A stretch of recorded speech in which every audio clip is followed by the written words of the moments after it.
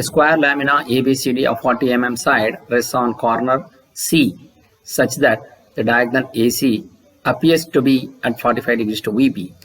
The two sides BC and CD containing the corner C make equal inclination with HP. The surface of the lamina is 30 degrees with HP. Draw its top and front views. As a square lamina of ABCD 45 mm side rests on one of its corners, so we have to take the initial position in such a manner that the corner C has to be on XY line. So here the end to end will going to be the corner. So since it is a even number size, the corner opposite to this will also be a corner. So this position will be considered only when you have the 45, when the two sides of the corner, where two sides of the square lamina should be equally inclined to HP. So that means you will going to get 45 degrees from these two. So this is how you will be placing the initial position. As we look from the front view, all the sides are parallel to HP. So we are getting the true shape. And then this is the surface which is perpendicular to VP. So that is the reason why you are getting the line in the front view. And when you look from the top view, all the sides are all the points are visible, C, B, A, D. And here when you look from the top view, front view, C, B, A is near to the observer, so it is visible, and D is away from the observer, so it becomes invisible. So that is what we have shown here. And here he says, for two of the sides BC and CD containing the corner make equal inclinations with HP, and the surface of the lamina makes 30 degrees to HP. As the surface makes the surface of the lamina makes an angle of 30 degrees to HP, so we can see here the surface makes an angle of 30 degrees to HP. So what happens? This square face, still it is perpendicular to VP, so that is the reason why you are getting a line in the front view, and the surface is perpendicular to VP, and the entire surface is inclined to HP at 30 degrees. And here the meaning of two sides BC and CD containing the corner make equal inclination with HP. So here C to B, that is BC, and C to D, that is make equal inclination with HP. So when you look from the side view, we can see we have 26.57 degree on this side and also 26.57 degrees in this side. So that means the two of the sides containing the corner C makes equal inclinations. So this is how we will be able to see this, but this is shown only to make you to understand the condition which is given in the problem, but this need not to be shown in your final sketch. So as we see in the final position, in the second position, as we look from the side view, C double dash is the corner which is resting on HP.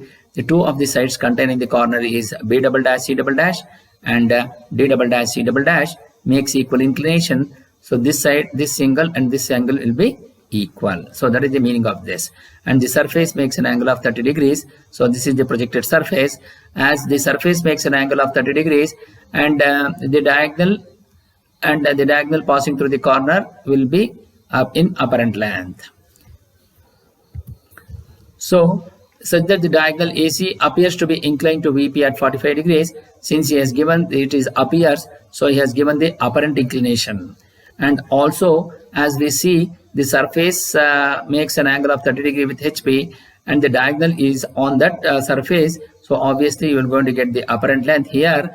So since the length in the second position top view, the diagonal length of the second position top view is an apparent length, and the inclination given is also apparent inclination, because we see that it appears. That means it looks like that, but it is not actually, it is like that. So here this is the apparent length. So similarly he has given the apparent inclination. So you reproduce the second position top view directly and then write the final sketch.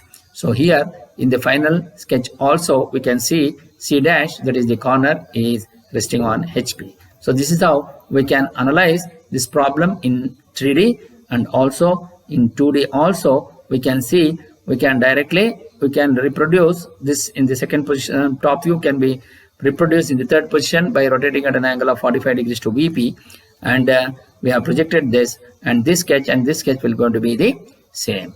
So this is how we can be analyzed. Now we will try to solve the problem in the sketchbook. So to do that, first we will going to draw the XY line, and you mark XY and VP and HP. Now first we will consider any point and draw a horizontal line. Through that horizontal line, you measure an angle of 45 degrees on either side, and you draw this inclined line from here and also from here.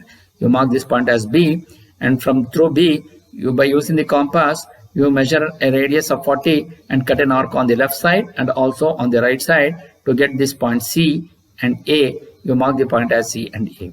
With C as center, take a radius of 40, draw an arc, and with A as center, cut an arc on the previously drawn arc so that you will going to get this point D, and you mark this point as D. Then join C to B, B to A to D, and D to C with a dark line.